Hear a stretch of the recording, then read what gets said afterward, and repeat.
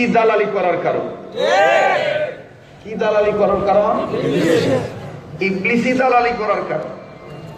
কোন এক ব্যক্তির বয়স বেশি হয়েছে, ডাক্তারের কাছে গেছে। ডাক্তারের কাছে যে বলতেছে, ডাক্তার মশাই আমি বেশি খাইতে পারি না, ক্ষুধা লাগে না। ডাক্তার ডাক দিয়ে বলতেছে এটা বয়স বেশি হওয়ার কারণ। কি বেশি হওয়ার কারণ? বার্ধক্যের কারণ। এইবার বৃদ্ধ লোকটা ডাক দিয়ে বলতেছেন এখানেই শেষ নয়, যাও খাই এই বয়সে হজম হয় না, খালি পেটের ভিতরে লড়র বড়র হুডুর ভাড়ার করে। ডাক্তার বলতেছে আমার কথা শুনলে অনেকের হাসি পায়, এটা আমার দোষ না, এটা আমার কথার দোষ। এটা কি দোষ? আমার কথার দোষ। আল্লাহ আমারে বানাইছে এরকম, কথা শুনলেই মজা লাগে। কাজেই যারা আমার না বুঝছে আমার নাম দেয় আমি কমেডিয়ান বক্তা, আমার মনে হয় বোঝার মধ্যে ভুল আছে। কথা কন না কেন? ঠিক আছে না? ডাক দিয়ে বলতেছে যাও খাই এই বয়সে হজম হয় না, খুব কষ্ট হয়। ডাক্তার বলতেছে কাকা এইটাও বার্ধক্যের কারণ, বয়স বেশি হওয়ার কারণ। কি বেশি হওয়ার কারণ? বুড়া মানুষ বলে আর কি সমস্যা? চোখে দেখি না, ঝাপসা ঝাপসা দেখি না। ডাক্তার বলতেছে এইটাও বয়স বেশি হওয়ার কারণ। বলতেছে আমার আরো সমস্যা আছে। বলে আর কি সমস্যা? কয় দাঁত মনে হয় লড় লড় করে। বলে এইটাও বার্ধক্যের কারণ। একের অধিক প্রায় 10-12 বার যখন 12টা সমস্যা কইছে, ডাক্তার 12টা প্রশ্নের ক্ষেত্রে একই উত্তর দিছে। তো বুড়া মানুষ তো মেজাজ গরম, রাগ টেকেন না দিতে পারিয়া ডাইন হাত উঁচা কইরা ডাক্তার বেচারার গালে এমন একটা থাপ্পড় মারছে, ডাক্তার সিয়াল লই পড়ে গেছে। ডাক্তার গালের মধ্যে আটায় নিচা জায়গার থেকে উঠে গাল্লা নারে আর ডাক দিয়ে কয় কাকা আপনি যে আমারে বর্তমান থাপড়া মাইরা ভালাই দিচ্ছেন, এইটাও বয়স বেশি হওয়ার কারণ। অনেক আগ থেকেই কাদিয়ানীদের ফিতনা বর্তমান নব্য ফিতনা হয়ে দাঁড়াইছে। ঈমান ইসলামের বিরুদ্ধাচরণ, আমার বন্ধুগণ, শিরিক স্থাপন করার কাজে, আল্লাহ বিরোধী আইন লঙ্ঘন করার কাজে, আল্লাহর আইন লঙ্ঘন কাজে নব্য ফিতনা যেটা জাগ্রত হয়েছে, ওই যুগের বিরোধিতা আর বর্তমান নব্য ইসলামের বিরোধিতা করার কারণ একটাই, ইবলিসি দালালি করার কারণ।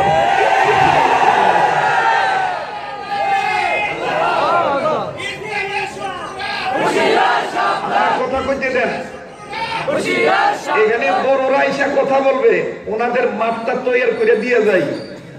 আমাকে খালি একটু কথাটা বলতে দেন। বলবো না বলবো না? সামনের লোকেরা চুপ থাকেন, পিছনের লোকেরা বলেন বলবো না বলবো না? আসলে আলেম ওলামার কথা বোঝার সময় বুঝে উল্টা পাইলে, বোঝার সময় বুঝে কথা বলেন না, নাকি আমার ভাষা বোঝেন না? বোঝার সময় বুঝে হক ওয়ালারা, দেওবন্দের সন্তানেরা দেওবন্দি মসনদে বসে দেওবন্দির আদর্শ বাস্তবায়ন করার কাজে লিপ্ত থেকে বলনেওয়ালারা হক বলে, কিন্তু বুঝনেওয়ালারা বোঝার সময় না হক বুঝে। কেমন কেমন? উদাহরণ, সন্তান হইছে ছেলে, মা আর বাবা দুইজনে একটু তর্কাতর্কি করতেছে, কোনটা পড়াইতাম কোনটা পড়াইতাম, স্কুলে পড়াইতাম না মাদ্রাসা পড়াইতাম। কেউ আমার কথা কি খারাপ লাগতেছে? যে যা মনে করে করুক, আমার যে বিষয়, আমাকে যেইভাবে জাতি চিনেছে সেইভাবেই কথা উপহার দিতে হবে, হক কথা। তো বাবে আর মায়ের তর্কাতর্কি লাগছে, জামাইবু মায়ে কয় মাদ্রাসা পড়াবো, বাবা কয় স্কুলে পড়াইতাম। মায়ে কয় কে লিগা স্কুলে পড়াইবা? কয় মাদ্রাসা পড়াইলে ভাত পাইতো না। বোঝার সময় কি বুঝছে? উল্টা বুঝছে। মায়ে ডাক্তার কয় ভাত পাক আর না পাও, আমি সোজা মোজা বুঝি, আমি মারা গেলে আমার এই ফুতে যদি আলেম হয় মাদ্রাসা পড়াই, আমি মারা গেলে অন্তত আমার জানাজার ইমামতিটা এই ফুতে দিতে পারবো। মায়ের বুঝটা কি সহি না গলত? কথা বলেন, পক্ষে না বিপক্ষে? বাপে ডাক দিয়ে কয় দরকার পারলাম না, মাদ্রাসা তুই দিয়ে দিলাম, তবে বুঝিস মাদ্রাসা পড়াইতেছ তা মজাটা পরে বুঝবি। কথা আছে আমার বুঝিস, মাদ্রাসা পড়াইতেছ বুঝবি মাদ্রাসা পড়ানোর মজাটা কি। কথা সংক্ষেপ করে দিলাম। ছেলেটা লেখাপড়া করে আলেম হয়েছে, মা এখন বাপেরে বলতেছে নিয়ে ওই স্টেশনের ট্রেনে আমার পোলাটারে লইয়া আগে লইয়া গাড়ি বস্তা লইয়া অনেকদিন পর বাসা আইতেছে, এক লোকে ভূতের লোকে বাদ কেমন। বাপের তো আগের তো নয় মোকালে মাদ্রাসা শিক্ষা বিরোধী, এর বড় দায়িত্ব হয়তো তো জন্মদাতা পিতা গাড়ি বস্তা লইয়া আগে নিতে গেছে। তো গাড়ি বস্তা নিয়া বাপে পিছনে ভূতের পিছনে পিছনে হাঁটতেছে, ছেলে তো আলেম আগে আগে হাঁটতেছে। কিন্তু বাপে যে গ্রামের মানুষ, এই বেটার আবার উত্তর দক্ষিণ পূর্ব পশ্চিম তেমন চিনা নাই। পেশাব করছে আটকা এক জায়গায় বইয়া পড়তে, পেশাব করতে যেই পেশাব করতে বইয়া পড়ছে পুঁতে খুঁজতেছে আমার আব্বাই গেল কই, আমার আব্বাই গেল কই। বালা করে নজর করে দেখে আব্বাই পেশাব করতে বইছে, কিন্তু এইবার খেয়াল করে দেখে যে আরে আব্বাই যে পেশাব করতে বইছে এটা দিন না হক ভাবে বইছে, এটা তো হক ভাবে বই নাই। আব্বাই দিকে আল্লাহর দিকে মুখ করে পেশাব করতে বইছে, এটা তো আমি মাইনা নিতে পারতাছি না। আমি হবাই টাটকা আলেম হয়ে আইছি। আলেমরা কি হারাম কাজ মাইনা নিতে পারে? ইশারায় বুঝবেন, আমি নাম নেব না। জ্ঞানী মানুষ ইশারাই যথেষ্ট। হানবী রহমাতুল্লাহ আলাইহির উসুল মাইনা বর্তমান ইসলামী আন্দোলনের কাম করতে হবে, তাহলে কাজ করা সহজ হবে। আর নাইলে দাঙ্গা হাঙ্গামা লাগাইলে তারা আমরা একজন শহীদ হব, তারা তাদের তিনজনকে নিজেরা হত্যা করে মৌলবীদের কাছে দোষটা পাইয়া জঙ্গি পাইয়া জঙ্গি বানাইয়া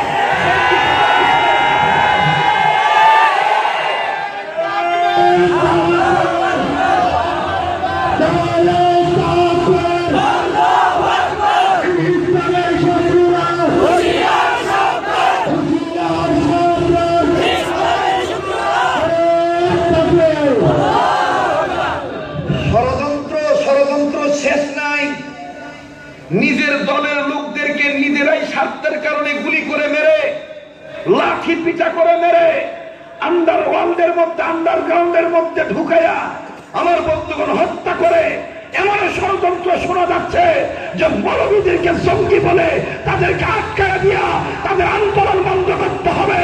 আমরাও আমাদের বাপ-দাদার কাছে শিখেছি, মাদারীর আদর্শ শিখেছি, কাসেম নানকের আদর্শ শিখেছি, থানবীর উসুল শিখেছি।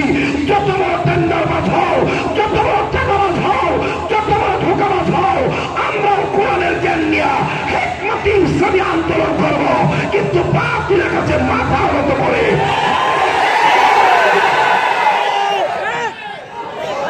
আমার বন্ধুগণ আমাকে কথা বলতে দেন। আমি তো কোনোদিন আপনাদের এলাকার আই নাই, আমি তো কোনোদিন আই নাই, নতুন আইছি। আমাকে কথাটা বলতে দেন। কথা ঠিক আছে না নাই? ইসলামী আন্দোলন করতে হবে বাপ-দাদার আদর্শ মাইনা, আকাবির আসলাফ বুজুর্গদের নমুনা। কথা বলেন ঠিক কিনা? কিন্তু বোঝার সময় যদি কেউ উল্টা বোঝে, আমরা করার কিছুই নাই। এই ছাড়া বালার লাগিয়া বাপের কাছে দেখে আব্বা শুনতেছেন নি আপনারা? আব্বা যে এইদিকে পেশাব করতে বইছে এইটা পশ্চিম, এইদিকে পেশাব করা যায় না। বেটাই হেই যে 12 বছরের আগের মুখালিবি গুত্তা মাইনা ডাক দেখে কইছিলাম নি হেইলা রে মাদ্রাসা পড়াইছা, বুঝলে গেছেন গা? বুঝলে গেছেন গা? ওই যে কইছিল যে মাদ্রাসা পড়াইছ না, মাদ্রাসা পড়াইলে বুঝবি মজা রাখি হয়। এখন বুঝতে পালার লাগে কইছে পশ্চিম দিকে পেশা করা যায় না, আপনি এটা ঘুরাবন। এই বেড়ায় না ঘুরে একটা গুত্তা বলছে কইছিলাম নি মাদ্রাসা পড়াইছা, আমার কথাটা বোঝে না। এর হরে বেটা করছে তো ঘুরছে যে পুরা পূর্ব দিকে মুখ করে ঘুরছে, আবার সেরাই আবার আব্বা আবার দিকে ঘুরছেন, এই দিকেও যায় নাই। বেটা হ্যাঁ এই যে শুরু হয়েছে।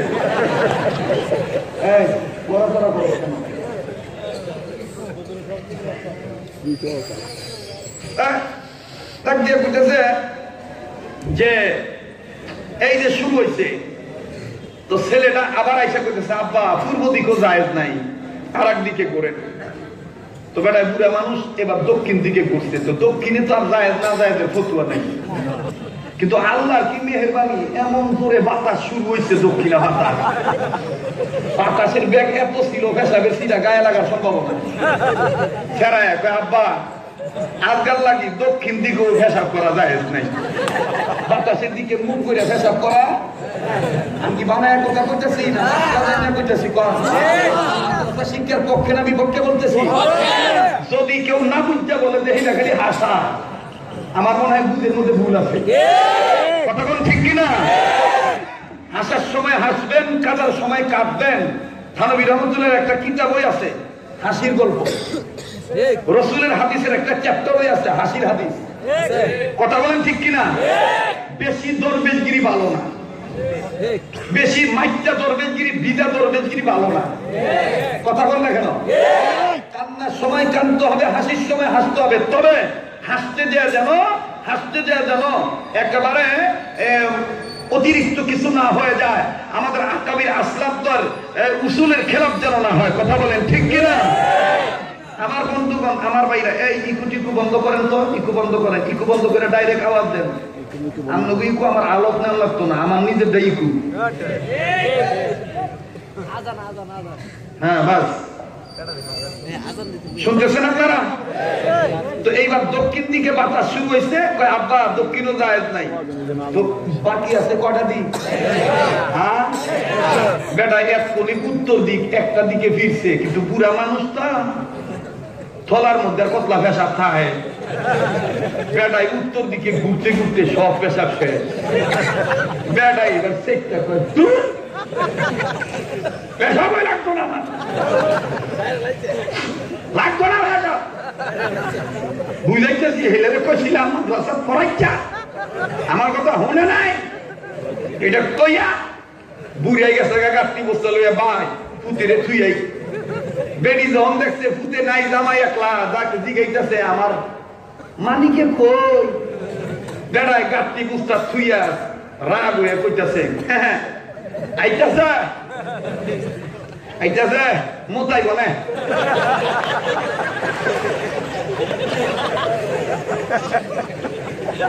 আইতাছে বলছিলাম না মাদ্রাসা পড়াইছ না, মোতাইব না। জানো কি করছে আমারে? আমার এক মুতেরে 3 দিকে 4 দিকে ফিরাইয়া 4বার মুতাইছে। আইতাছে তোরাও মুতাইব না, এক মুতেরে 40 বার ঘুরে ঘুরে মুতাইব না।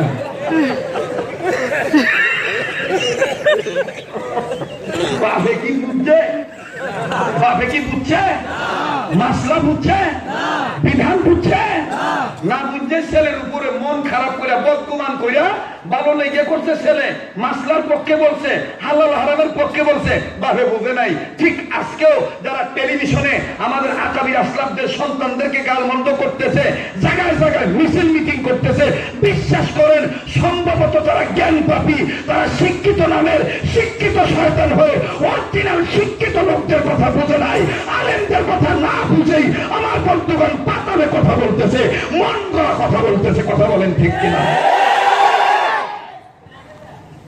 আলেমরা জাহান্নামের আগুন থেকে বাঁচানোর লাগি আন্দোলন করতে চেয়েছে। আমার মনে হয় একটু অতিরিক্ত হয়ে গেছে, মাফ করে দিয়ে দোয়া করেন আমার জন্য। সময় দিতে পারবেন নি? হ্যাঁ বলেন তো আল্লাহু আকবার, আবার বলেন আল্লাহু আকবার। সামনের লোক চুপ থাকেন, পিছনের লোক দেখি আওয়াজ দেয় কি দেয় না। পিছনের ভাইরা বলেন তো আল্লাহু আকবার। মোটামুটি আছে আর কি। এবার পিছনের ভাইরা চুপ থাকেন, সামনের ভাইরা বলেন। এবার সামনের ভাইরা পিছনের ভাইরা যদি মিল্লা আল্লাহু আকবার বলেন, যারা ইসলামের বিপক্ষে না বুঝতেই বিপক্ষে চলে গেছে, এমনকি ওপেন চ্যালেঞ্জ করতেছে, আজ একটা ময়দানে খেলা হবে, আমরাও বলতে চাই, পারলে পুলিশ ছাড়া নাইব, পারলে পিস্তল ছাড়া নাইব, তার লুমটাও বলতে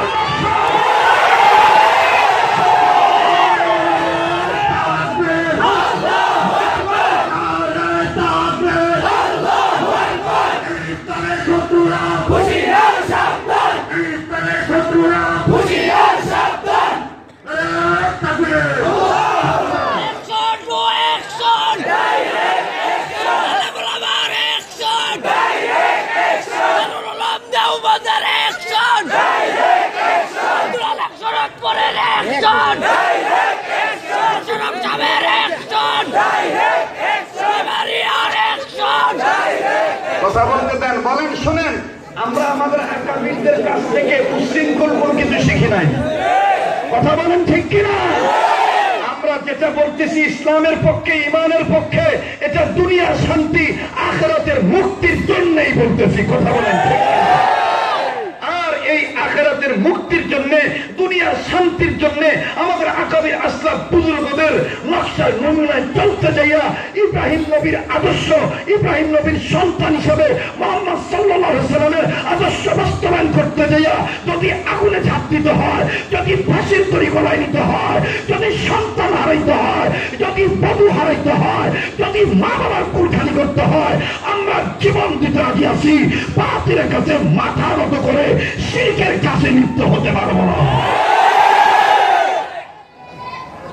আমার বন্ধুগণ, আমার ভাইরা, এইটাই মাদ্রাসা শিক্ষা দেওয়া হয়, এইটাই মাদ্রাসা শিক্ষা দেওয়া হয় যে জীবনের একমাত্র মালিক আল্লাহ, জীবনের একমাত্র মালিক আল্লাহ। আর একবার বলেন আল্লাহু আকবার।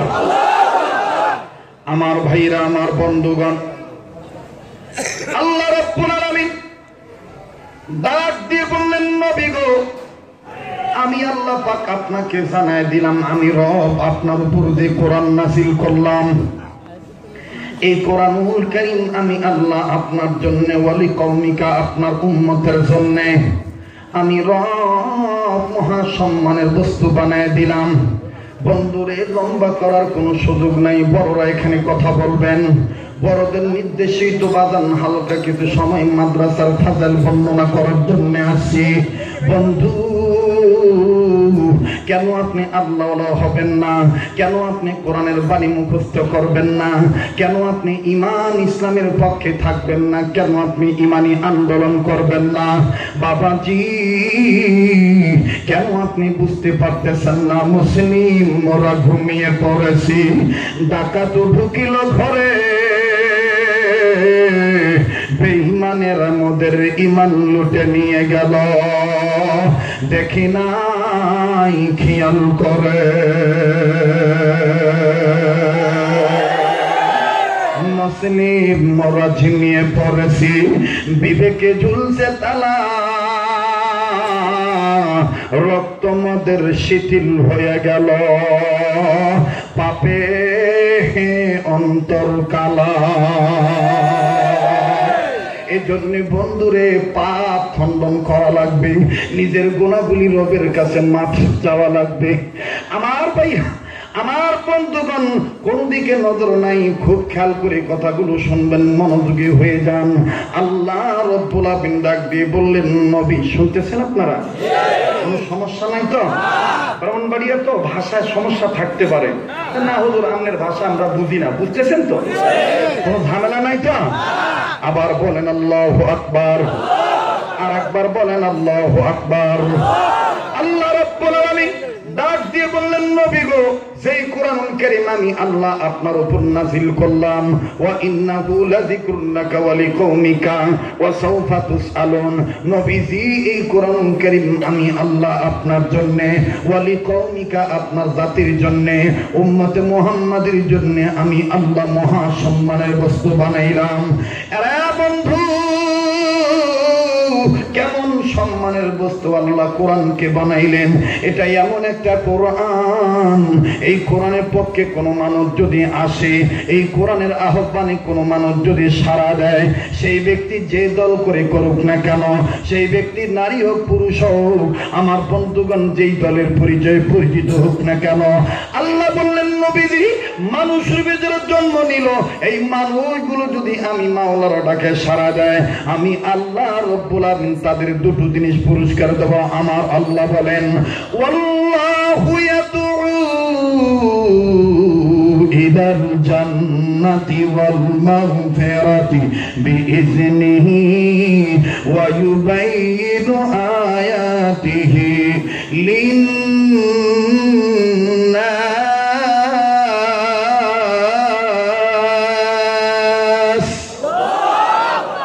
আল্লাহ রাব্বুল আলামিন ডাক দিয়ে বললেন, নবীজি, এই কোরআনুল কারীমের ডাকে যদি কোন মানুষ যদি সাড়া দেয়, আমি আল্লাহ রব্বুল আমিন তাদের দুটো জিনিস পুরস্কার দেব।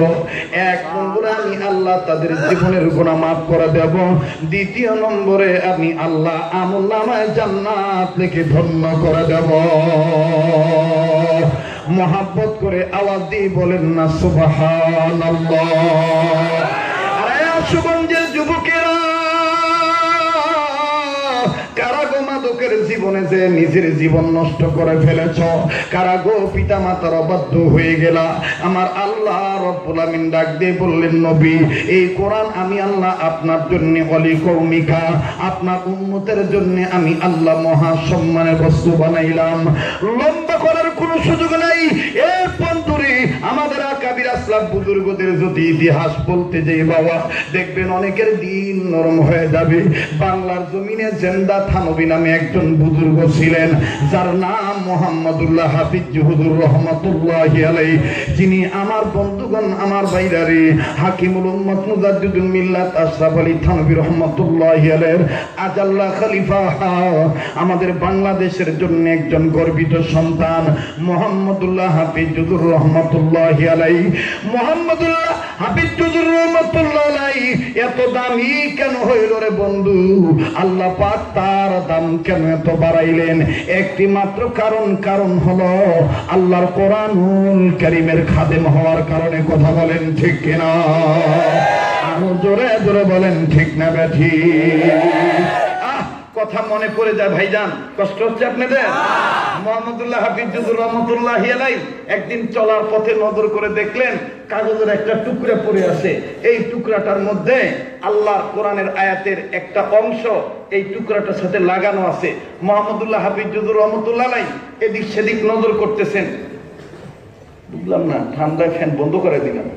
আরে না না না, যদি হাত পাখা